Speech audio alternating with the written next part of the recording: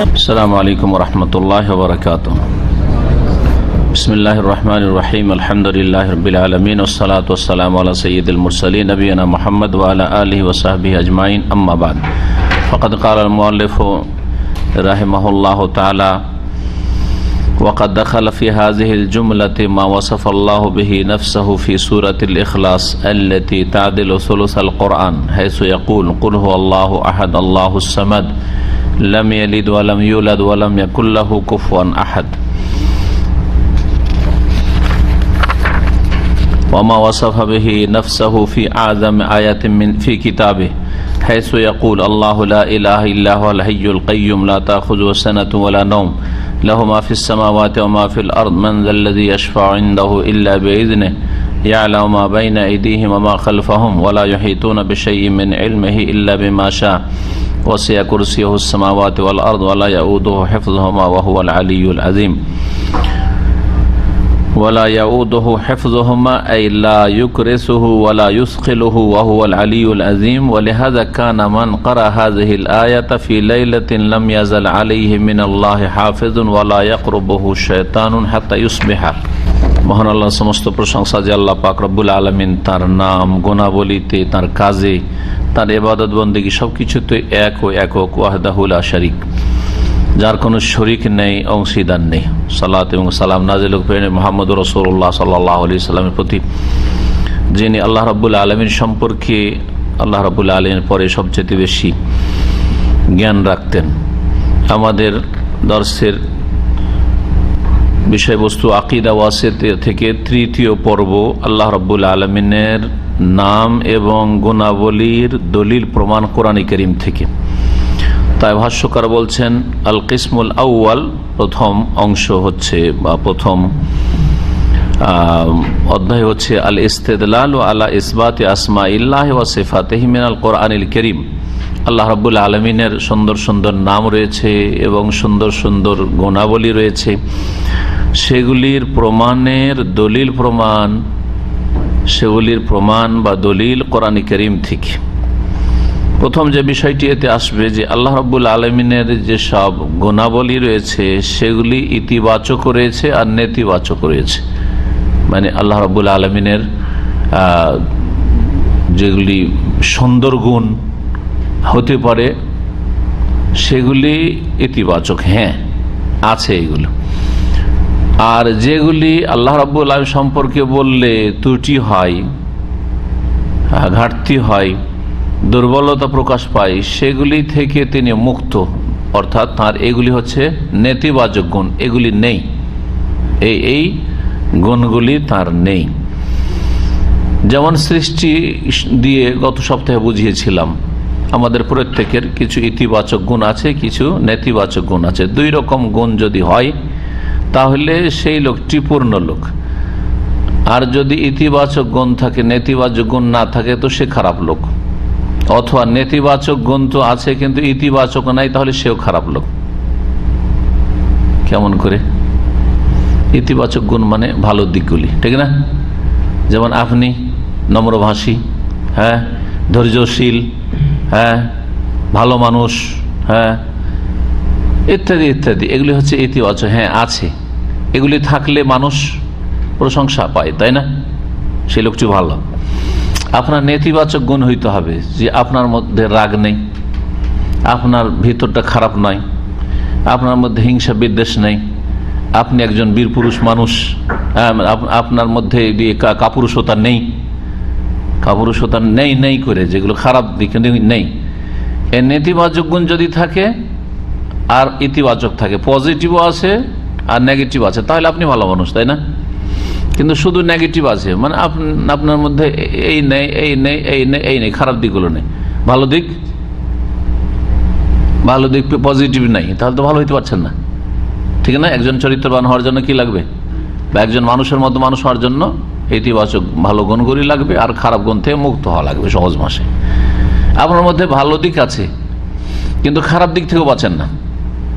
ভালো দিক আছে, যেমন আপনার আকীদা ঠিক, এই দিয়ে বুঝে। এখন আপনার নামাজ আছে, আপনি মাশাআল্লাহ রোজাদার, রোজা রাখেন, হ্যাঁ, যাকাত দেন, হ্যাঁ, দান খেরাত করেন, কিন্তু নেতিবাচক নেই। নেতিবাচক নেই মানে আপনার খারাপ গুলো থেকে বাঁচতে হবে, তাই না?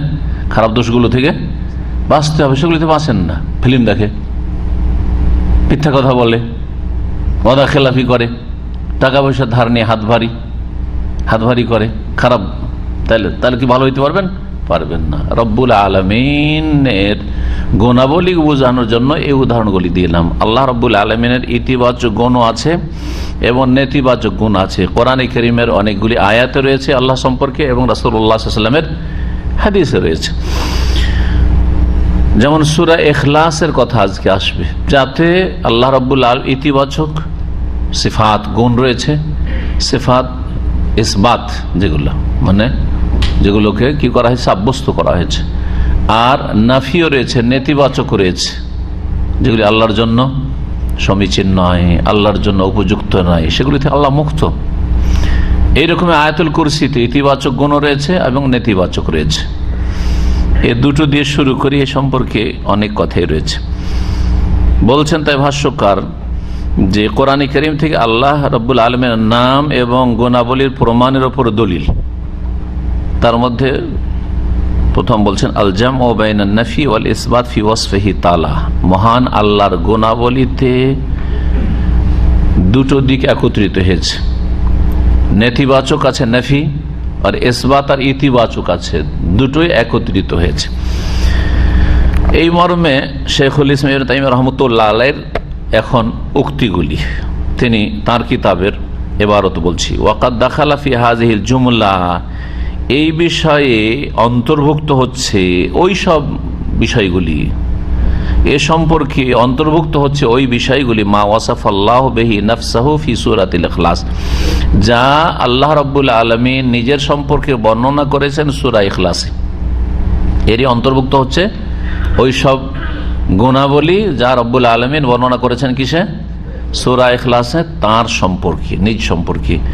যেই সূরা ইখলাস আল্লাতী তাদিলু সুলুসাল কোরআন, যেই সূরা ইখলাস কোরআনের 3 ভাগের 1 ভাগ বা 1 ভাগের সমান, 1/3 অংশের সমান। আল্লাতী তাদিলু সুলুসাল কোরআন কোন দিক থেকে? সূরা ইখলাসকে সুলুসুল কোরআন, কোরআনের 1/3 অংশ বলা হয়েছে, সেটা ইনশাআল্লাহ ব্যাখ্যা করে বোঝাবো। দুটো দিক বলা হয়েছে, ওর মধ্যে প্রসিদ্ধ সূরা ইখলাসে আল্লাহ কি বলেছেন সংক্ষেপে তরজমা এবং তাফসীর করি, তাহলে বুঝতে পারবেন। মহান আল্লাহ কি ইরশাদ করছেন? কুল, কাকে সম্বোধন করে বলছেন? নবী সাল্লাল্লাহু আলাইহি ওয়াসাল্লাম বলছেন যে হে নবী, হে রাসূল, বলে দাও বা বলো, তাই না? যখন আল্লাহ রাব্বুল আলামিন বলছেন, বলা হচ্ছে কোরআনে কারীমের এই আয়াতে কুল, বলে দাও, কাকে বলা হচ্ছে? নবী সাল্লাল্লাহু আলাইহি ওয়াসাল্লামকে। তাহলে নবী সাল্লাল্লাহু আলাইহি ওয়াসাল্লামকে যখন বলা হচ্ছে, তাহলে কোনো অন্য মানুষের কথা নয়। কোরআনে কারীম তাহলে কোনো মানুষের কথা নয়, অন্য কোনো মানুষের কথাও নয়, এমনকি রাসূলুল্লাহ সাল্লাল্লাহু আলাইহি ওয়াসাল্লামের কথাও নয়। কেউ যদি কোরআনটা হচ্ছে নবীর কথা, হ্যাঁ, বা নবীর রচিত, তাহলে সে মিথ্যুক। কারণ যদি তাই হইতো তাহলে কুল বলা হইতো না, অযৌক্তিক কথা। আপনার নিজের কথা আর কুল বলবেন, বলো নাকি?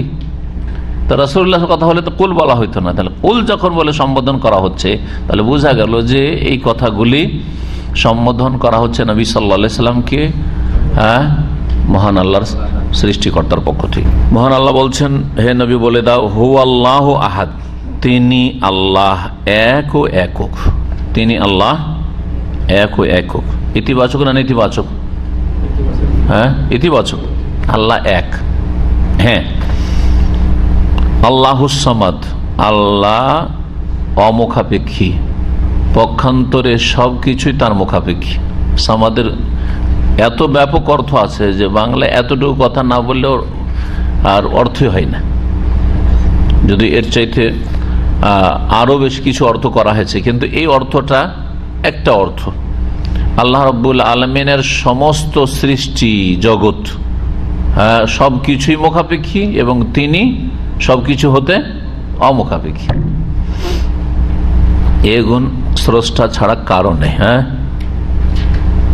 তাই না? আমরা সবকিছুতেই মুখাপেক্ষী, সবকিছুতেই মুখাপেক্ষী, মহতাজ। আল্লাহুস সামাদ, এটা হচ্ছে ইতিবাচক, তাই না? আল্লাহ রাব্বুল আলামিন কারো মুখাপেক্ষী নন, আর সবকিছু তার মুখাপেক্ষী। লাম ইয়ালিদ, লাম ইয়ালিদ মানে লাম মানে না, তাই না? লাম মানে না, তার মানে এখন নেতিবাচক শুরু হচ্ছে। লাম ইয়ালিদ, তার সন্তান নেই, তিনি জনক নন। ওয়ালাম ইউলাদ, তিনি জাতক নন, তাই না? লাম ইয়ালিদ, তিনি কাউকে জন্ম দেননি, কারো জন্মদাতা নন, কারো বাপ না, সোজা কথা। যেমন খ্রিস্টানরা বলছে যে ঈসা আলাইহিস সালাম আল্লাহর পুত্র, ঈসা আলাইহিস সালাম যে আল্লাহর পুত্র, হয়তো আল্লাহ আবু ঈসা, ঈসার পিতা, ঈসার বাপ। জি,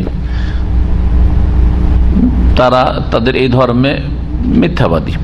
ওয়ালাম ইউলাদ, আর তিনি কারো সন্তান বা কারো পক্ষ থেকে জন্ম নেননি। ওয়ালাম ইউলাদ নেতিবাচক, নেতিবাচক দুটো হলো। তৃতীয় নেতিবাচক ওয়ালাম ইয়াকুল্লাহু কুফুয়ান আহাদ, তার কোনো কেউ সমকক্ষ বা সমতুল্য নয়।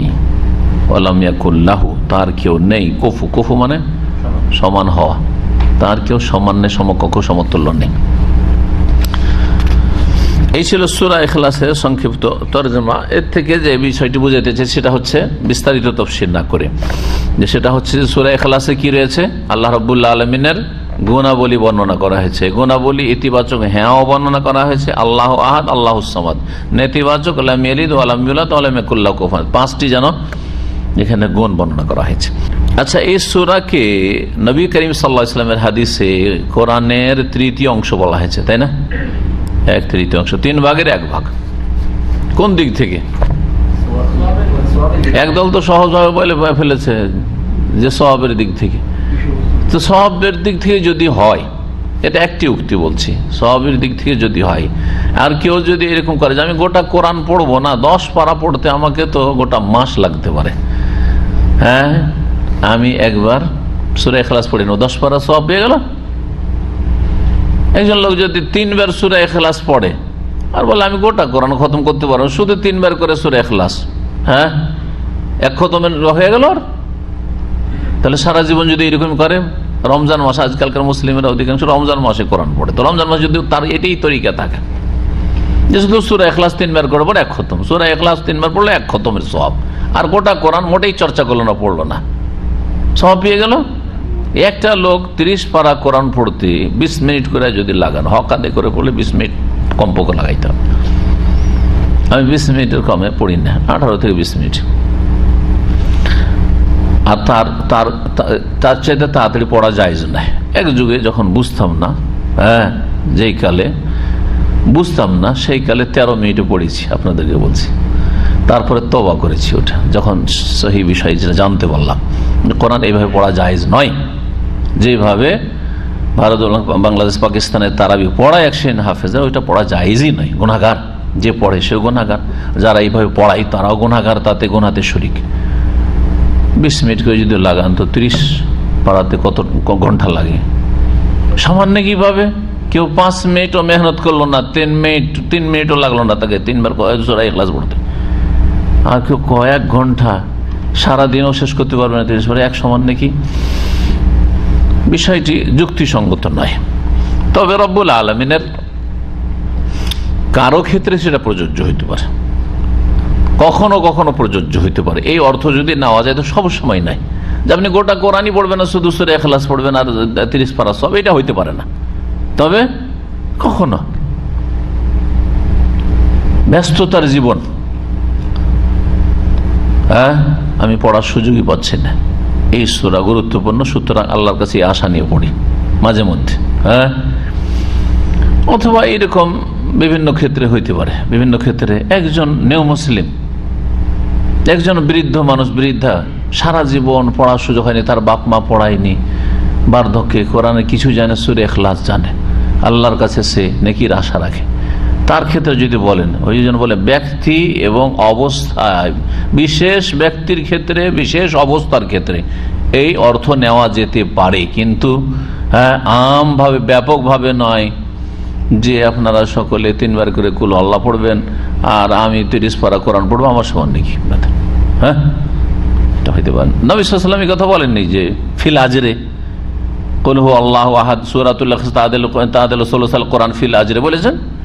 এটা ওলামাদের একটা ভাষ্য, তারপরেও সেটা একবার উড়িয়ে দেওয়া যায় না, ব্যক্তি অবস্থা আর ক্ষেত্রে হইতে পারে।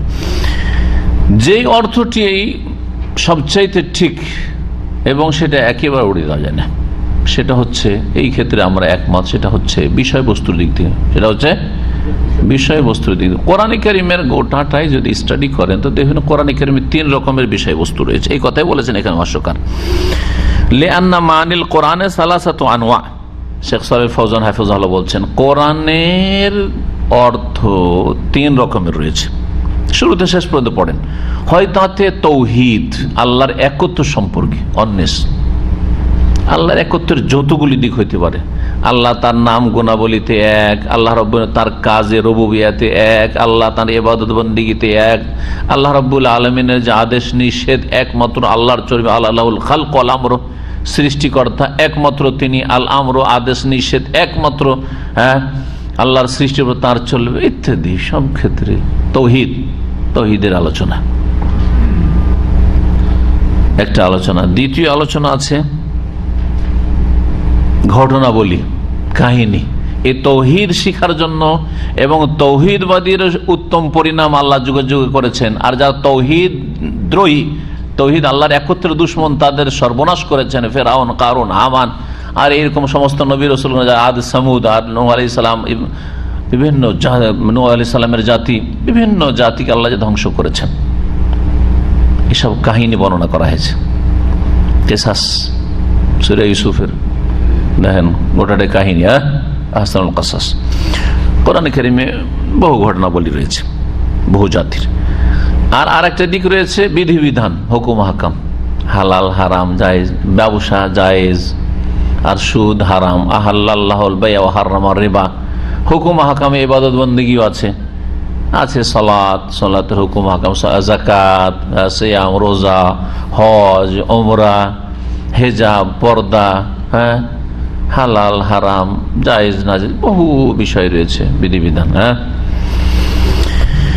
সূরা ইখলাসে কি বর্ণিত হয়েছে? তাওহীদের কথা রয়েছে।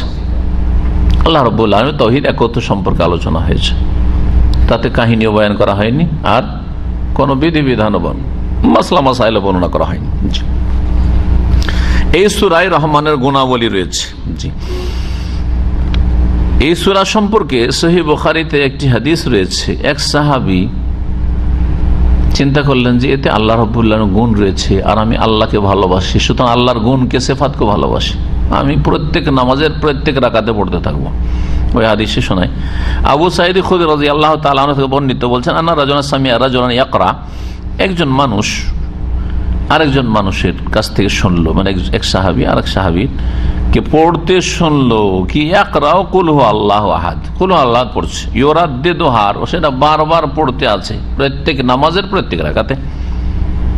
সূরা ফাতিহার পরে একটা সূরা পড়ে তারপরে শেষখানে আবার সূরা ইখলাস।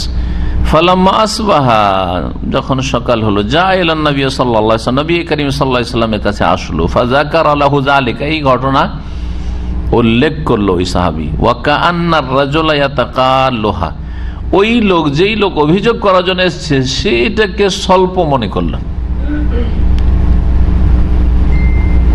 ঘটনা এই মর্মে, এটা মনে হচ্ছে যে এইরকম যে একদিনের ঘটনা, আর আরেকটা ঘটনা রয়েছে যে এক সফরে ছিল সেই ঘটনা। তো হইতে পারে দুটো ঘটনা এরকম হয়েছে, অথবা একটাকে এখানে সংক্ষেপ করা হয়েছে। আল্লাহু আ'লাম।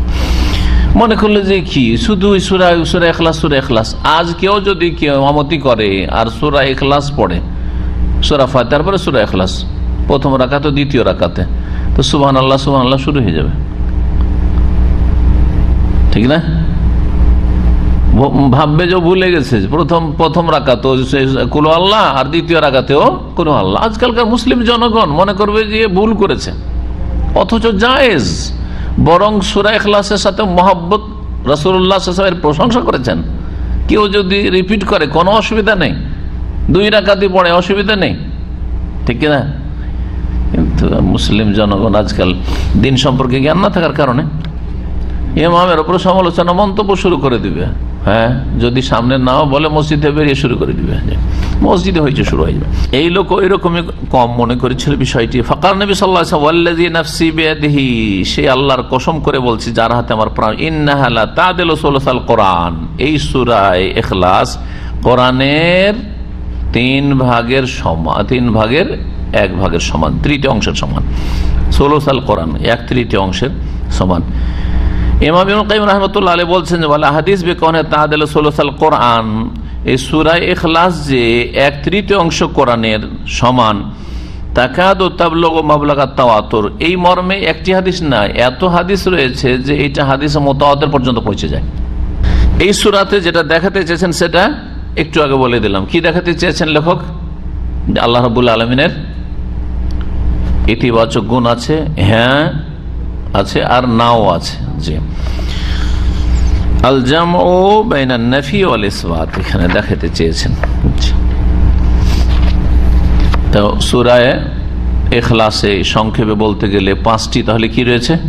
5টি রব্বুল আলামিনের মহান আল্লাহর গুণ রয়েছে। 2টি হচ্ছে ইতিবাচক, আল্লাহু আহাদ, আল্লাহ হুস সামাদ, আর নেতিবাচক গুণ হচ্ছে লাম ইয়ালিদ ওয়া লাম ইউলাদ ওয়া লাম ইয়াকুল লাহু কুফুয়ান আহাদ। আল্লাহুস সামাদ মানে একটি করলাম, এটা প্রসিদ্ধ অর্থ, আর মানে কিন্তু আরেকটি অর্থ করা হয়েছে, সেটা এখানে শেখ সালেহ ফজল উল্লেখ করেছেন, সেটা হচ্ছে আস-সাইয়্যিদ। সামাদ মানে হচ্ছে আস-সাইয়্যিদ, মানে মালিক।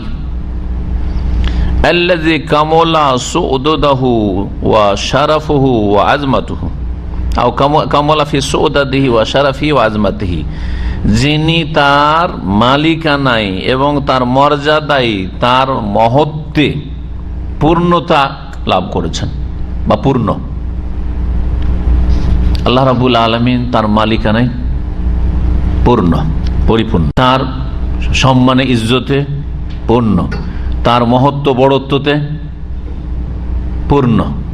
পক্ষান্তরে পৃথিবীর কোন শক্তি আছে যে মালিকানায় একেবারে পূর্ণ? না, কোন দিকে যদি দেখা যায় খুব শক্তিশালী, আরেক দিকে দুর্বল, তাই না? কারো কাছে শক্তিশালী হইলে আর কারো কাছে গিয়ে হার মানতে হচ্ছে, তাই না? অনেক সময় একজন দেশের একটা সরকার একজন বড় অপরাধীর সামনে হার মানছে, ধরতেই পারে না, একজন অপরাধীকে ধরতে পারে না, গোটা দেশের প্রশাসন হচ্ছে না, হাত ছাড়া, তলাশ করে পাচ্ছে না। হ্যাঁ, কিন্তু রাব্বুল আলামিন, জি, ওমা ওয়াসাফা বিহি নাফসাহু ফি আযামি আয়াতি ফি কিতাবিহি, আর যা রব্বুল আলামিন বর্ণনা করেছেন তার নিজ সম্পর্কে মহান আয়াতে, তার কিতাবের আল কোরআনুল কারীমের একটি মহান আয়াতে। মহান আয়াত কোন আয়াতকে বলা হয়েছে? একটা হচ্ছে মহান সূরা, আর একটা হচ্ছে মহান আয়াত। মহান সূরা কি জানেন? আযামু সূরাতিন ফিল কোরআন, এই মর্মে হাদিস আছে। কি না? সূরা ফাতিহা। মাশাআল্লাহ, সূরা ফাতিহা বলা হয়েছে আযামু সূরাতিন, কোরআনের মহান। মহান মানে এর দিক থেকে বড় না, হ্যাঁ, আয়াতের সংখ্যার দিক থেকে বড় বা বাক্যের দিক দিয়ে বড়, এগুলো তো সূরা বাকারা। জি হ্যাঁ, তার ফজিলতের দিক থেকে, মহত্বর দিক থেকে, অর্থের দিক থেকে, জি ইত্যাদি, মর্যাদার দিক থেকে সূরা ফাতিহা হচ্ছে সবচেয়ে মহান সূরা। আর আয়াতের দিক থেকে সবচেয়ে মহান আয়াত হচ্ছে আয়াতুল কুরসি। আয়াতুল কুরসিকে আয়াতুল কুরসি কেন বলা হয় যদি জিজ্ঞেস করে, কি বলবেন? হ্যাঁ, কি অর্থাৎ আল আয়া আল্লাতী যুকিরা ফিহাল কুরসি, এমন আয়াত যে আয়াতে কুরসির আলোচনা এসছে, রব্বুল আলামিন মহান আল্লাহর কুরসির আলোচনা এসছে। ঠিক ওই রকমই সূরা বাকারাকে সূরা বাকারা কেন বলা হয়? যে সূরায় গাভী বাকারার ঘটনা বর্ণনা করা হয়েছে। আলে ইমরানকে আলে ইমরান কেন বলা হয়? যেই সূরায় ইমরান পরিবারের ঘটনা বর্ণনা করা হয়েছে। হ্যাঁ, সূরা নিসাকে নিসা কেন বলা হয়? যেই সূরায় নারীদের মাসাইল বর্ণনা করা হয়েছে। মায়েদা, সূরা মায়েদাকে মায়েদা কেন বলা হয়? যেই সূরায় দস্তরখান মায়েদার ঘটনা বর্ণনা করা হয়েছে। এইভাবে সেই আয়াতটি হচ্ছে মহান আয়াত। মহান আল্লাহ ইরশাদ করেছেন, আল্লাহু লা ইলাহা ইল্লা হুয়াল হাইয়ুল কাইয়্যুম লা তাখুযুহু সিনাতুন ওয়ালা নাওম। আল্লাহ সেই সত্তা, লা ইলাহা ইল্লাহু, যার ছাড়া কোন সত্য উপাস্য মাবুদ নেই। লা ইলাহা, কোন সত্য উপাস্য নেই। লা ইলাহা বিহাক্কিন শব্দ রয়েছে আরবি গ্রামারে। লা হারফে নফি জিন্স, তার ইসম হচ্ছে এলাহ। যখন ইসম হবে তো তার একটা খবর লাগবে। আরবি গ্রামার যারা বুঝেন তাদের জন্য আর খবরটা এখানে উজ্জ্ব আছে। কালিমা তাইয়্যিবা লা ইলাহা ইল্লাল্লাহতেও এই জন্য আল্লাহ ছাড়া কোনো সত্য উপাস্য নেই বা সত্য মাবুদ নেই বলবেন। আর বাতিল মাবুদ অনেক আছে, সেজন্য এখানে খবর হচ্ছে হাক্কুন বা বিহাক্কিন। এখানে ওই রকম আল্লাহু লা ইলাহা বিহাক্কিন ইল্লাহু, তিনি ছাড়া আর কোনো সত্য উপাস্য নেই, যে আল্লাহর কথা এখানে বর্ণনা করা হচ্ছে। ইল্লাহু আল হাইয়ুল কাইয়্যুম, যিনি আল হাই। আল হাই মানে চিরঞ্জীব, যার জীবনের শুরু নেই শেষ নেই, সব সময় তিনি আছেন আর সব সময় থাকবেন। আল কাইয়্যুম, যিনি নিজে প্রতিষ্ঠিত এবং অন্যকে প্রতিষ্ঠিত রাখেন। শুধু কাইয়্যুম মানে যে প্রতিষ্ঠিত না, অন্যকে ধারণ করে রাখেন। আল্লাহ যদি সবকিছুকে, তার সৃষ্টিকে ধরে না রাখেন তো সবকিছুই মুহূর্তে ধ্বংস হয়ে যাবে। জি, কাইয়্যুমুস সামাওয়াতি ওয়াল আরদ, হাদিস একটি দুয়াতে এসেছে, আসমান এবং জমিনের ধারণকারী আল্লাহ। জি, ইন্নাল্লাহ ইউমসিকুস সামাওয়াতি ওয়াল আরদা আন তাজুলা, আল্লাহ আকাশ সমূহ এবং জমিনকে ধরে রেখেছেন ধ্বংস হওয়া থেকে। জি, কাইয়্যুম। লা তাখুযুহু সিনাতুন ওয়ালা নাওম লাহু মা ফিস সামাওয়াতি ওয়া মা ফিল আরদ। যখন বুঝে নিয়েছেন ইতিবাচক আর নেতিবাচক গুণ তো নিজেরাই বলতে পারবেন। এখন আল্লাহ, আল্লাহর নাম, তাই না, সত্তাগত নাম।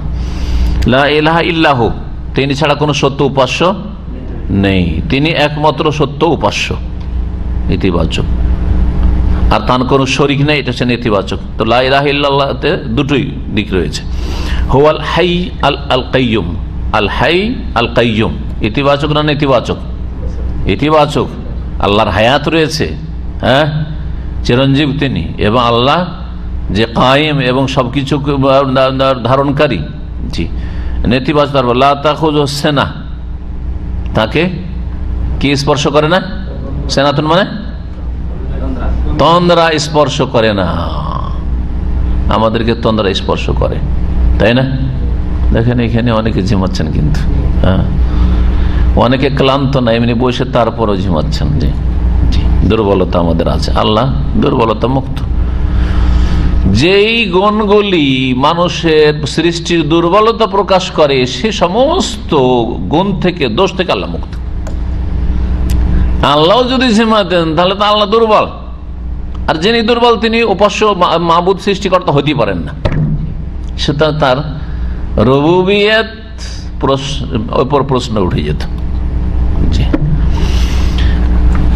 ওয়ালা নওম, এবং নিদ্রাও তাকে স্পর্শ করে না, নিদ্রাও ধরে না। আখাযা ইয়াখুয মানে ধরা, তাকে তন্দ্রাও ধরে না আর নিদ্রাও ধরে না। তন্দ্রা আর নিদ্রা, সেনাতুন আর নওমে পার্থক্য কি? কেউ যদি জিজ্ঞেস করে আপনাকে যে এই লোকটি ঝিমাচ্ছে আর এই লোক ঘুমাচ্ছে, পার্থক্য কি? ডিফারেন্স দেখি আপনাদের বিবেক দিয়ে। হ্যাঁ, আর ঘুম এইভাবে সংজ্ঞায়, ডেফিনেশন এইভাবে ওলামারা বলেনি। ওলামা বলেছে তন্দ্রার সম্পর্ক চোখের সাথে, হৃদয়ের সাথে নয়। আর নিদ্রা নওমের সম্পর্ক, ঘুমের সম্পর্ক হচ্ছে কলবের সাথে। ঝিমাইলেও সব দিশা পায় আমরা যে কি হচ্ছে না হচ্ছে। যে ঝিমাচ্ছে ও কিন্তু কানে আওয়াজ পৌঁছেছে আমার, ও ঝিমাচ্ছে, হ্যাঁ, অন্তর ওর ঘুমিয়ে যায়নি, শুধু চোখ ঘুমাচ্ছে, চোখ ধরে রাখতে পারছে না, বোঝা গেছে। আর নিদ্রা যখন চলে আসে, আশেপাশে কে কি বলছে না বলছে ওই সব হুঁশ দিশা নেই, হারিয়ে গেছে, শেষ। জি, তো নিদ্রা সম্পর্ক আর নওম এই কলবের সাথে সম্পর্ক। আর সেনা বা নোয়াস, এর আরেকটি আরবি আছে, তন্দ্রা মানে হচ্ছে নোয়াসুন। লাহু মা ফিস সামাওয়াতি ওয়া মা ফিল আরদ, নেতিবাচক তাই হয়ে গেল। লা তাখুযু সিনাতু ওয়ালা নাওম, দুটি হচ্ছে নেতিবাচক গুণ, তাই না? না, এগুলো চলবে না আল্লাহর ক্ষেত্রে। তন্দ্রা চলবে না, ঘুম চলবে না। আকাশ সমূহ এবং জমিনে যা কিছু রয়েছে কার? আল্লাহ। ইতিবাচক না নেতিবাচক? ইতিবাচক। আমাদের নিজের বাড়িতে যা আছে সেটিরও মালিক না আপনি, আরে নিজের বেতনটারও মালিক হইতে পারেন না। বেতন পাচ্ছেন আপনি, আর ওর ওপর মালিকানা চালাচ্ছে আপনার ওয়াইফ, হয় না? বেতন পেয়ে কত টাকা তোমার বাপকে পাঠাইলে, কত টাকা তোমার মাকে? বলছে 5,000 টাকা পাঠিয়েছি। দিল ঝগড়া লাগিয়ে আপনার সাথে। হ্যাঁ, পরের মাসে ভয় পাঠাইতে পারছেন না, এখন লুকিয়ে পাঠাইতে হবে, ওদিকে জানাইলে কাজ হবে না, অথচ বেতন আপনার। হ্যাঁ, সুবহানাল্লাহ, কত দুর্বল আমরা তাহলে চিন্তা করেন। তারপরে যদি চলেও সুস্থ থাকা অবস্থায়, অসুস্থ হলে আর মালিকানা চলে না, মরে গেলে আর চলে না, আর আপনার এটিএম কার্ড তলাশ করছে আপনার পরিবারের লোকেরা, 1 পয়সার মালিক না আপনি, সব গেছে আপনার। মান যাল্লাযী ইয়াশফাউ ইনদাহু ইল্লা বিইজনিহি, কে আছে এমন যে তার কাছে সুপারিশ করতে পারে ইল্লা বিইজনি, তার অনুমতি ছাড়া। তার কাছে সুপারিশ হয়, আল্লাহর কাছে সুপারিশ হবে। আল্লাহর কাছে কি হবে? সুপারিশ হবে। শাফাআত কাকে বলে? সুপারিশ কাকে বলে? সহজ ভাষায় সুপারিশ বুঝান তো দেখি, সুপারিশ কাকে বলে?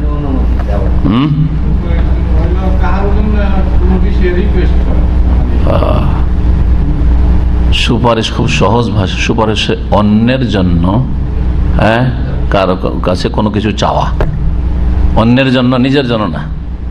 আপনি নিজের জন্য চাইছেন, এটা বলবেন না যে আমি সুপারিশ করছি আপনার কাছে, তাই না? অন্যের জন্য কোনো কিছু চাওয়া। তাই সংজ্ঞায় বলছেন শেখ সালেহ ফাউজান, ওয়া শাফাআতু সাওয়ালুল খাইরি লিল গায়রি, ভালো চাওয়া না মন্দ চাওয়া? তাহলে শুধু চাওয়া বললে হবে না, অন্যের জন্য কোনো কল্যাণ চাওয়া। অন্যের জন্য যদি ভালো কিছু চান তো সুপারিশ, একটু আমার জন্য একটু সুপারিশ করে দেন তো ম্যানেজারের কাছে, তার মানে কিছু ভালো চেয়ে দেন। হ্যাঁ, মন্দ চাওয়ার ক্ষেত্রে কিন্তু সুপারিশ বলা হবে না। হ্যাঁ, জি। তাই বলছেন সাওয়ালুল খাইরি লিল গায়রি, সাওয়ালুল খাইরি লিল গায়রি, সহজ কথা, কল্যাণ কামনা করা, কল্যাণ চাওয়া, লিল গায়রি, অন্যের জন্য।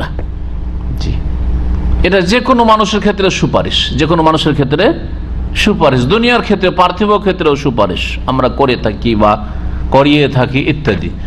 রব্বুল আলমিনের কাছে পরকালে আখেরাতে বিচার দিবসে যে সুপারিশ হবে সেটা সাওয়ালুল খায়রি লিল গায়রি, আম্বিয়া রাসূলগণ সুপারিশ করবেন, সিদ্দিকিন, শুহাদা, সালেহিন, তারা সুপারিশ করবেন অন্যদের জন্য যে আল্লাহ এদের বিপদ আপদ দূর করো, এদেরকে জান্নাত দাও, হ্যাঁ, বা এদের হিসাবটার ব্যবস্থা করো, যেমন শাফাআতে উযমা বৃহৎ শাফাআত রয়েছে রাসূলুল্লাহ সাল্লাল্লাহু আলাইহি ওয়াসাল্লামের। এর আযাবকে হালকা করো, জি, কল্যাণ কামনা। সহজ ভাষায় আরেকটি কথা বলা যায়, রাসূলুল্লাহ সাল্লাল্লাহু আলাইহি ওয়াসাল্লাম শাফাআত বা নেক লোকদের, সিদ্দিকিন, শুহাদা, নেক লোকদের সুপারিশ হচ্ছে আল্লাহর কাছে আখিরাতের দোয়া। আল্লাহর কাছে আখিরাতের দোয়া অন্যের জন্য, আখিরাতের দোয়া অন্যের জন্য, দোয়া তো সেটাও দোয়া। এই জন্য নবী করিম সাল্লাল্লাহু আলাইহি ওয়াসাল্লাম সুপারিশ করার জন্য কি করবেন? সিজদায় পড়ে যাবেন লুটিয়ে, আর রব্বুল আলামিনের প্রশংসা গুণগান করতে থাকবেন, তার কাছে চাইতে থাকবেন, দোয়া করতে থাকবেন, ডাকতে থাকবেন। তারপরে রাসূলুল্লাহ সাল্লাল্লাহু আলাইহি ওয়াসাল্লাম, ইয়া মুহাম্মদ ইরফা রাসাকা সালতু ওয়াশফাতু শাফা, হে মুহাম্মদ মাথা উঠাও, হ্যাঁ, এবং তুমি চাও, কি চাইছো তোমাকে দেওয়া হবে, এবং তুমি সুপারিশ করো তো শাফা, তোমার সুপারিশ কবুল করা হবে। তো সুপারিশ হচ্ছে আসলে আখিরাতের দোয়া একের অন্যের জন্য। কোনো ব্যক্তির, সে নবী রসুল ছাড়াও হইতে পারে, কিন্তু সবচাইতে বড় শাফাত হচ্ছে আম্বিয়া রসুলগণের। আর এটা নিশ্চিত সমস্ত নবী রসুলগণ শাফাত করবেন, নিশ্চিত, কিন্তু আমাদের মধ্যে কে কার জন্য শাফাত করবে না করবে এটা নিশ্চিত না। আম্বিয়া রসুলগণের শাফাত যে নিশ্চিত এটা জানতে হবে, পার্থক্য এটুকু। কারণ এই পার্থক্য বেদাতীরা করে না, ওদের কাছে নবী রসুলের শাফাতের চাইতে ও পীর মুর্শেদ ওলি বুজরুগের শাফাতটা বড়। হ্যাঁ, অথচ তারা যাদের সম্পর্কে আশা রাখা হচ্ছে এরা আমাদের শাফাত, ওদের যে কি হবে আল্লাহ ভালো জান। না ওদের জন্য কারো শাফাতের প্রয়োজন হবে, না হলে বাঁচতে পারবে না, বলতে পারবেন?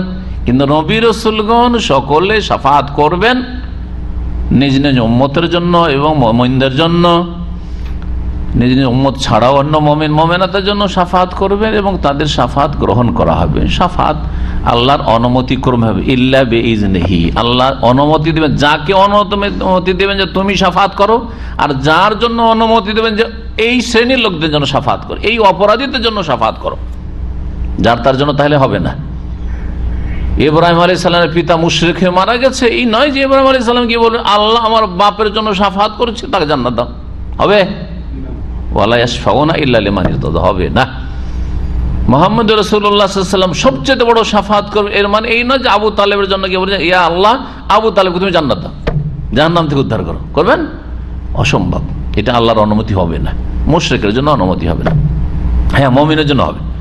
মুমিন মুসলিম তার ইসলাম টিকে আছে, বড় বড় অপরাধ হইতে পারে, তাদের জন্য শাফাত হতে পারে। কার জন্য কতটা হবে আল্লাহ ভালো জানে। এই কথা আপনি ভাবেন না যে আমি চুরি ডাকাতি বেঈমানি করে যাব, আর আমি সুদ খেয়ে যাব, ঘুষ খেয়ে যাব, হারাম খেয়ে যাব, আর আমার জন্য নবীর শাফাত হয়ে যাবে, এই আশা করে বসে থাকেন না। আবার শাফাতের কথা এখানে রয়েছে, রব্বুল আলামিনের কাছে শাফাত হবে। ইয়ালামু মা বাইনা আইদিহিম ওয়া মা খালফাহুম, মহান আল্লাহ জানেন যা সৃষ্টি জগতের সামনে রয়েছে এবং পেছনে রয়েছে। ইতিবাচক নেতিবাচক গুণ এর মোল্লা আল্লাহর ব্যাপক জ্ঞান, তাই না? জি, সামনে পিছনে সবকিছু জানেন। আপনারা জানেন যে পিছনে কি আছে, ঘুরে না দেখলে বলতে পারবেন না। আমি বলতে পারবো পিছনে কি হচ্ছে না হচ্ছে, পর্দার আড়ালে দেয়ালের আড়ালে কি হচ্ছে, কোনো শক্তি বলতে পারবে না একমাত্র আল্লাহ রাব্বুল আলামিন ছাড়া। ওয়ালা ইউহিতুনা বিশাইইম মিন ইলমিহি ইল্লা বিমা শাআ, এবং আল্লাহ রাব্বুল আলামিনের জ্ঞানের কোনো কিছুকে পরিবেষ্টন করতে পারে না মানব জাতি বা আল্লাহর সৃষ্টি, ইল্লা বিমা শাআ, তবে যা আল্লাহ চান। আল্লাহ রাব্বুল আলামিনের সম্পর্কে মানুষ সবকিছুই জেনে নেবে, বা যতটা জানতে চাইবে জেনে নেবে না, তবে কতটা জানতে পারবে যতটা আল্লাহ চাইবেন যার সম্পর্কে। যেমন দিনের জ্ঞান, দেখেন আমরা সারা জীবন কোরআন হাদিস পড়াশোনা করছি, ঠিক কিনা? ওই যে শুরু করেছি ছোট জীবন থেকে, ইসলামিক শিক্ষা এখন পর্যন্ত পড়েই যাচ্ছে। কতটা জানতে পেরেছি দিন সম্পর্কে, আল্লাহ সম্পর্কে? ইল্লা বিমা শাআ, যতটা আল্লাহ চেয়েছেন। যদি নিজের ক্ষমতায় থাকতো সবাই বড় বড় আল্লাহ ইচ্ছা মতো যে আমি এত বড় আলেম হইতে চাই, এত বড় পণ্ডিত হতে চাই, তাই না? আর শুধু দিনের জ্ঞান নয়, আল্লাহ দুনিয়ার এলম তো আল্লাহ দিয়েছেন। একজন তাহলে ডাক্তার নিজের ইচ্ছা মতো জানবে আমি এতটা জানবো, ক্ষমতা আছে। হাজার হাজার আমরা কথা শুনছি, তার মধ্যে শতকরা কটা আমাদের স্মরণে মেমোরিতে রাখতে পারছি, এটা আমাদের আয়ত্তে আছে? ইল্লা বিমা শাআ, যতটা আল্লাহ রাখছেন ততটাই থাকছে। কিন্তু আপনার যে কতটা শতকরা 5টা থাকবে না, 2টো থাকবে না, 3টে কি 1টা, ওইটা আপনারও হাতে নেই যে আমি এতটা রাখবই, মিনিমাম এই ক্ষমতা নেই আপনার আমার আছে। ওইটাই হচ্ছে ইল্লা বিমা শাআ। চিন্তা করুন, ওয়াসি'a কুরসিয়ুস সামাওয়াতি ওয়াল আরদ, আকাশসমূহ এবং জমিন কে পরিব্যাপ্ত, যে ঘিরে রয়েছে আল্লাহর কুরসি। আল্লাহ রাব্বুল আলামিনের সত্তা সম্পর্কে, আল্লাহর আরশ সম্পর্কে, আল্লাহর কুরসি সম্পর্কে মুসলিমদের আসলে সম্যক জ্ঞান নেই, যার ফলে এই বেদাতীদের ধারণা যে আল্লাহর যদি দিক বলি তাহলে আল্লাহ তো কোনো একটা জায়গায় সীমিত হয়ে যান, তার মানে আল্লাহ যেন ছোটখাটো কোনো কিছু, আর আল্লাহর জমিন আসমান মনে হচ্ছে আল্লাহ চাইতে বড়, তাই না? ঠিক না? এটাই না বুঝায়। না হলে কেন বলবেন যে দিক বললাম তো এরকম হয়ে যাচ্ছে, ওই রকম হয়ে যাচ্ছে, যেমন আশারি মাতুরিদিরা গোমরা হয়েছে এইভাবে। অথচ চিন্তা করুন আপনি, আল্লাহ রাব্বুল আলামিনের আরশ, কুরসি, আসমান, জমিন, সাগর, মহাসাগর, এই সমস্ত কিছু চাইতে কত গুণ যে বড় আছে আল্লাহ ভালো জানেন। আরশ, কুরসি, আর আল্লাহ রাব্বুল আলামিনের সত্তা আকবার, সবকিছুর চাইতে বড়। এই নয় যে যেমন আমরা একটা স্টেজ আছে, আর স্টেজে একটু জায়গা আছে, একটা চেয়ার আছে, ওই চেয়ারের মধ্যে মাত্র কয়েক ইঞ্চিতে আমরা বসে আছি, এরকম কি? সুবহানাল্লাহ, তিনি হচ্ছেন আকবার। আকবার মানে মহান, আকবার মানে কি? সবচেয়ে বড়। শাব্দিক অর্থ কি? আকবার মিন কুল্লি শাই, সব কিছুর চাইতে আল্লাহ বড়। সত্তার দিক থেকে বড়, জাতের দিক থেকে, গুণের দিক থেকে বড়। বড় কথাটি দুই ক্ষেত্রে হয়, বড় কথাটি দুই ক্ষেত্রে হয়। যেমন আপনি বলছেন আমি ওনার চাইতে বড়, একটা হচ্ছে বয়সের দিক থেকে বড়, আর একটা হচ্ছে মান সম্মান মর্যাদার দিক দিয়ে বড়। বয়সে বড় না, কিন্তু মর্যাদার দিক থেকে বড়। আল্লাহ রাব্বুল আলামিনের ক্ষেত্রে একটা দিক না, সব দিক, সব দিক থেকে আল্লাহ বড়। এই না যে শুধু আল্লাহ স্রষ্টা হওয়ার দিক থেকে বড়, আল্লাহ শুধু তার গুণের দিক থেকে বড় না, আল্লাহ গুণের দিক থেকে বড়, জাতের দিক থেকে বড়, সব দিক থেকে বড় আল্লাহ রাব্বুল আলামিন। এটা হচ্ছে ইতিবাচক। ওয়াসিয়া কুরসি, আল্লাহ কুরসি সম্পর্কে, আল্লাহ কুরসি আছে, এটা হচ্ছে ইতিবাচক গুণ। ওয়ালা ইয়াউদুহু হিফযুহুমা, আকাশ এবং জমিনের রক্ষণাবেক্ষণ, হেফাজত তাকে ক্লান্ত করে না, ভারাক্রান্ত করে না। আমাদের কয়েক ঘন্টা ডিউটি করে আসলে ক্লান্ত হয়ে পড়ি, আল্লাহ ক্লান্ত হন না। এটি ইতিবাচক, নেতিবাচক? নেতিবাচক গুণ না, ক্লান্তি নেই আল্লাহ রাব্বুল আলামিনের। ওমা মাসসানা মিন লুগুব, সূরা কাফ মুখস্থ আছে তো, সূরা কাফ এই আয়াতের সমর্থক আয়াত। ওমা মাসসানা মিন লুগুব, লুগুব মানে ক্লান্তি, তাপ। আমাকে কোনো ক্লান্তি স্পর্শ করে না আল্লাহ বলছেন। ইয়াউদুহু মানে ইউকরেসুহু ওয়াইসকিলুহু, ইউকরেসুহু মানে ক্লান্ত করে দেওয়া, ভারী করে দেওয়া, ভারাক্রান্ত হয়ে যাওয়া। ওয়াহুয়াল আলিয়্যুল আযীম, তিনি সুউচ্চ এবং সুমহান। ইতিবাচক নেতিবাচক?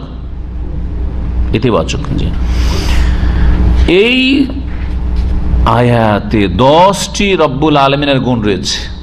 এটা আয়াতুল কুরসি যখন তাফসীর করেছি তখন বলেছি 10টি কি রয়েছে, রব্বুল আলামিনের গুণ রয়েছে, কিছু ইতিবাচক কিছু নেতিবাচক।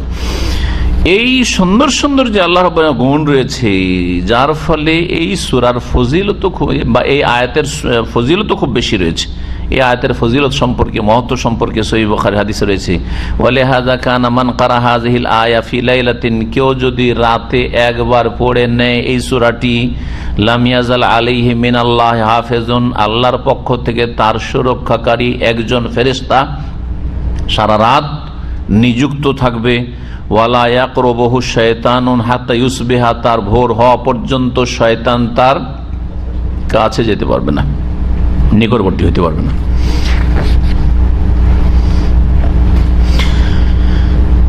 এই আয়াতটি আযম আয়া, এই মর্মে উবাই বিন কাব রাদিয়াল্লাহু তাআলা আনহু থেকে বর্ণিত হাদিস হয়েছে, নবী করিম সাল্লাল্লাহু আলাইহি ওয়াসাল্লাম একবার জিজ্ঞেস করলেন যে আইয়ু আয়াতিন ফি কিতাবিল্লাহ আযম। উবাই বিন কাব বড় কারি হাফেজ ছিলেন। জিজ্ঞেস করলেন যে উবাই বিন কাব, আচ্ছা বলো তো, তুমি তো বড় কারি হাফেজ কোরআনের, কোন আয়াতটি সবচাইতে মহান? কোন আয়াতটি সবচাইতে মহান কোরআনে কারীমের? তিনি আল্লাহ ওয়া রাসূল আলাম, আল্লাহ এবং তার রাসূল সাল্লাল্লাহু আলাইহি ওয়াসাল্লাম সবচাইতে বেশি জানেন। কয়েকবার করে এই জিজ্ঞেস করতে থাকেন নবী সাল্লাল্লাহু আলাইহি ওয়াসাল্লাম, তিনি বলেন যে আল্লাহ এবং রাসূল সাল্লাল্লাহু আলাইহি ওয়াসাল্লাম বেশি জানেন। নবী সাল্লাল্লাহু আলাইহি ওয়াসাল্লাম জীবদ্দশায় আল্লাহ ওয়া রাসূল আলাম বলেছেন সাহাবায়ে কেরামগণ, কিন্তু নবী সাল্লাল্লাহু আলাইহি ওয়াসাল্লামের ইন্তেকালের পরে সালাফগণ, তাবেঈন, তাবা তাবেঈন, তারা আল্লাহ ওয়া রাসূল বলতে আল্লাহু আলাম। এই জন্য তাফসীরের কিতাবাদি দেখলে আলিফ লাম মিম তাফসীর করতে গিয়ে, এমনকি জালালাইনেও আছে, যে জালালাইন আমাদের দেশে কওমি মাদ্রাসা পড়ান, আল্লাহু আলাম আছে, আল্লাহ ওয়া রাসূল আলাম না। রাসূলুল্লাহ যখন দুনিয়া থেকে বিদায় নিয়েছেন, আমাদের মাঝে নন তিনি, তখন আর আল্লাহ ওয়া রাসূল বলবেন, আল্লাহু আলাম বলবেন। আপনার যদি কেউ জিজ্ঞেস করে কোনো কথা আর আপনার জানা না থাকে অথবা সন্দেহ থাকে, কি বলবেন? আল্লাহু আলাম, আল্লাহ ভালো জানেন। তারপরে উবাই বিন কাব কয়েকবারের পরে বললেন যে আয়াতুল কুরসি হতে পারে, মহান আয়াত হচ্ছে আয়াতুল কুরসি। ফাকাল নবী সাল্লাল্লাহু আলাইহি ওয়াসাল্লাম প্রশংসা করে বলেছেন এর উবাই বিন কাবের, লিয়াহনাকাল ইলমু আবাল মুনজির, হে আবুল মুনজির, আবুল মুনজির তার উপনাম কুনিয়াত, তোমার জন্য হানা ইয়াহিনু থেকে তোমার জন্য জ্ঞান যাতে করে সহজ হয়ে যায়, দিনের জ্ঞান যাতে করে সহজ হয়ে যায়। এটা মহান আয়াত কেন বলা হয়েছে? শেখ সালেহ ফাওজান বলছেন, লিমাশতামালাত আলাইহি মিন ইসবাতি আসমাইল্লাহ, আল্লাহর নাম রয়েছে তাতে, ওয়া সিফাতে গুণাবলী রয়েছে ইতিবাচক, ওয়া তানজিহি আম্মা লা ইয়ালিকু বিহি, আর যে সব দোষ ত্রুটি তার জন্য সমীচীন নয়, উচিত নয়, উপযুক্ত নয়, সেগুলি থেকে তাকে পবিত্র পাক ঘোষণা করা হয়েছে। হাইয়ুল কাইয়ুম, এই দুটো আল্লাহর যে নাম আসমা হুসনার মধ্য থেকে, এই দুটো নাম সম্পর্কে বলা হয়েছে ইসমে আজম, হাদিসে রয়েছে। এগুলো কি কি বলা হয়েছে? ইসমে আজম। এই মর্মে আবু দাউদে হাদিস আছে, তিরমিজিতে আছে, মুসনাদে আহমদে আছে আসমা রাদিয়াল্লাহু তাআলা আনহা থেকে, আসমা বিনতে ইয়াজিদ রাদিয়াল্লাহু আনহা। আল্লামা আলবানী রাহিমাহুল্লাহ হাদিসটিকে হাসান বলেছেন। কেউ যদি বলে ইসমে আজম আল হাইয়ুল কাইয়ুম, সেটাও ঠিক, হাদিস দ্বারা প্রমাণিত। তারপর ইয়াজাল জালাল ওয়াল ইকরাম, ইসমে আজম, এইরকম বিভিন্ন আল্লাহ রাব্বুল আলামিন গুণাবলী সম্পর্কে বা নাম সম্পর্কে ইসমে আজম। কেউ বলছে আল্লাহ, আল্লাহ সবচেয়ে বড় নাম আল্লাহ। আল্লাহকে আল্লাহ বলে যত ডাকা হয়, অন্য নাম দিয়ে এত ডাকা হয় না। তো সবচেয়ে মহান নাম অনেকের মতো আল্লাহ। ইসমে আজম সম্পর্কে বিদাতীদের খুব ভ্রান্ত ধারণা আছে।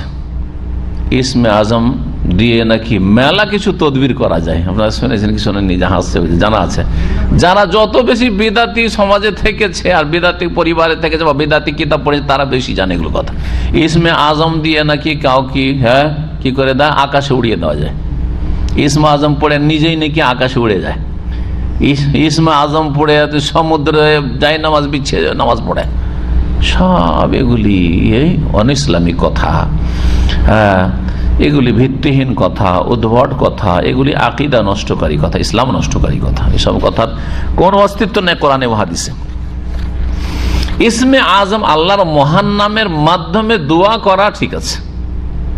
ইয়া হাইয়্যু ইয়া কাইয়্যুম বিরহমাতিকা নাস্তাগীস, দোয়া করেন, হে হাই হে কাইয়্যুম, তোমার রহমত ফরিয়াদ করি। ইয়াজাল জালাল ওয়াল ইকরাম, নবী সাল্লাল্লাহু আলাইহি ওয়াসাল্লাম বলেছেন বারবার করে তুমি ইয়াজাল জালাল ওয়াল ইকরাম পড়ে দোয়া করো।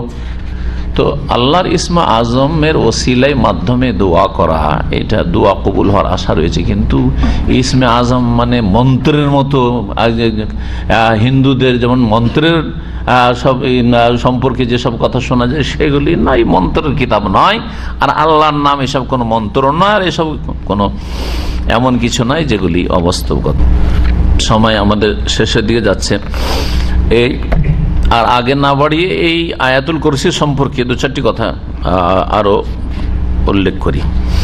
এই আয়াত থেকে যা দেখাতে চাইছেন তা হচ্ছে আন্নাল্লাহ জামা ফিহা ফিমা ওয়াসাফা ওয়াসাম্মা বিহি নাফসাহু বাইনান নাফি ওয়াল ইসবাত। মহান আল্লাহ এই আয়াতুল কুরসিতে যেসব তার গুণাবলী বর্ণনা করেছেন আর যেগুলি এখানে একত্রিত হয়েছে তার ক্ষেত্রে, সেটা কিছু নাফি নেতিবাচক রয়েছে, কিছু ইতিবাচক ইসবাত রয়েছে।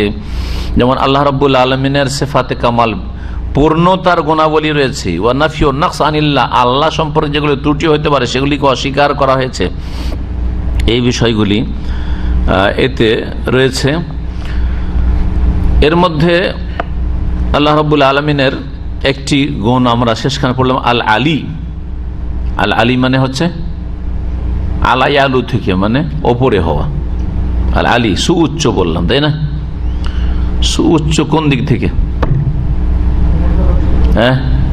কোন দিক থেকে? মানে তার সত্তার দিক থেকে না গুণের দিক থেকে? সব দিক থেকে। সত্তাগত দিক থেকে আল্লাহ সুউচ্চ, মানে আল্লাহর জাত সমস্ত কিছুর ঊর্ধ্বে। এইটার মানে বুঝায়, না বুঝে আবার কোনো উত্তর দেবেন। আল্লাহ জাতের দিক থেকে কি সুউচ্চ সুমহান, মানে সব কিছুর ঊর্ধ্বে। তার মানে আল্লাহ সর্বত্র বিরাজমান না। আল্লাহ যদি সর্বত্র বিরাজমান, তো আল্লাহর ওপরে তাহলে আরো কিছু আছে। আল্লাহ এখানে ওইখানে আছে, তো ওপরে মেলা কিছু আছে, আছে না নেই? ওপরে ছাদ আছে, তার উপরে আকাশ আছে, মেঘমালা আছে, তারকা নক্ষত্র আছে, গ্রহ আছে, ঠিক না? মেলা, আকাশে পাখি উড়ছে, আল্লাহ তার নিচে আছে, তাহলে সর্বত্র বিরাজমান মানে না। তাহলে আল্লাহর আলী হইল না, তাহলে জাতের দিক থেকে। আল্লাহ রাব্বুল আলামিনের জন্য প্রথম হচ্ছে আল উলুল মুতলাক, সার্বিক দিক থেকে আল্লাহ সুউচ্চ। উলু জাত, সত্তাগত দিক থেকেও তিনি সুউচ্চ। বিকাউনি ফাওকা জামিল মখলুকাত, তার মানে হচ্ছে যে তিনি সমস্ত সৃষ্টির ওপরে আছেন। তখন এই কথা ভাববেন না যে আমাদের ওপরে যেমন 7 আকাশ রয়েছে, আরো বহু সৃষ্টি রয়েছে আল্লাহ রাব্বুল আলামিনের। আল্লাহ রাব্বুল আলামিনের আরশ কুরসির উপর আর কিছু রয়েছে, বা আল্লাহর জাতের উপর আর কিছু রয়েছে না। তিনি আছেন কোথায়? আল্লাহ আরশিস তাওয়া, আরশের সমুন্নত তিনি। আল্লাহর আরশের ওপরে আল্লাহ রাব্বুল আলামিন সূরা তাহার আয়াত নম্বর 5, কথাটি কোরআনে কারীম কয়েক জায়গায় রয়েছে। এবং উলুল কদর, মর্যাদার দিক থেকেও তিনি সুউচ্চ। মর্যাদার দিকে সুউচ্চ মানে যত পূর্ণতার গুণ হইতে পারে সবগুলি তার রয়েছে, যত পূর্ণতার গুণ হইতে পারে সবগুলি তার রয়েছে। উলুল কাহার, ক্ষমতার দিক থেকেও সুউচ্চ।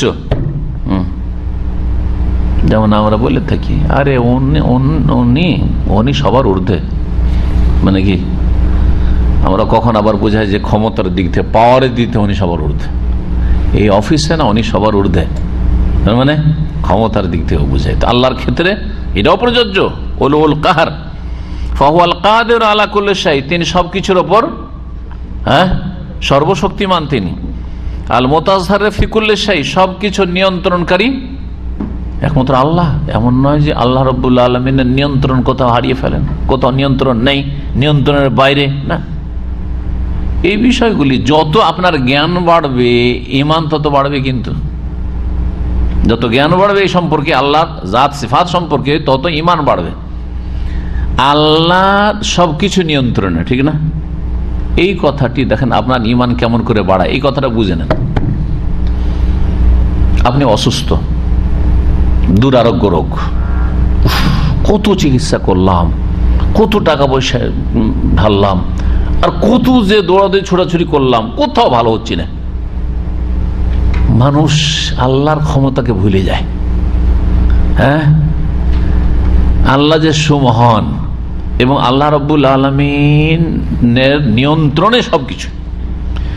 আমার কাছে, আপনার কাছে, চিকিৎসা জগতে যারা চিকিৎসক, তাদের জগতে এই রোগ ভালো হবে না। যেমন অনেক রোগের ক্ষেত্রে যায়, এটা হচ্ছে বংশ পরম্পরা রোগ, এর কোনো চিকিৎসা নেই আমাদের কাছে, বলে না, কোনো চিকিৎসা নেই, এই রোগ ভালো হবে না, এটা কোন রকম করে আপনাকে কন্ট্রোলে রাখতে হবে, সব বলে কিন্তু ডাক্তাররা অনেক রোগ সম্পর্কে।